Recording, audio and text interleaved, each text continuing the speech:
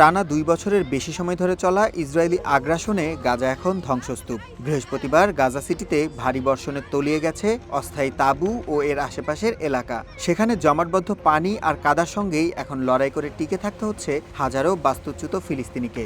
দীর্ঘ সংঘাতের পর প্রকৃতির এই রুদ্ররূপ গাজাবাসীর জন্য যেন হয়ে উঠেছে নতুন এক সংগ্রাম। আমাদের আশ্বাস দেওয়া হয়েছিল বৃষ্টির হাত থেকে বাঁচতে অন্তত বিকল্প কিছুর ব্যবস্থা করা হবে, কিন্তু বাস্তবে কিছুই মেলেনি। দুর্ভাগ্যবশত এখানে ধ্বংসযজ্ঞ ছাড়া আর কিছুই নেই।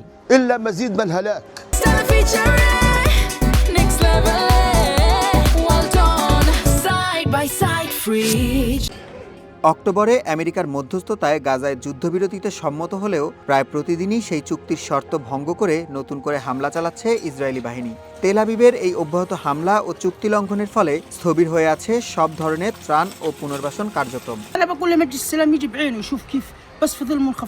বোর্ড অব পিস এখানে এসে দেখুক আমরা এই ঝড়ের মধ্যে কিভাবে আছি।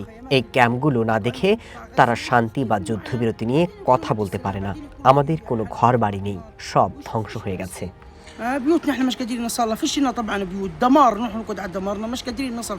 স্থানীয় স্বাস্থ্য কর্তৃপক্ষের দেয়া তথ্য মতে 2 বছরেরও বেশি সময় ধরে চলা ইসরায়েলি আগ্রাসনে এখন পর্যন্ত প্রাণ হারিয়েছেন 72,000-এরও বেশি ফিলিস্তিনি।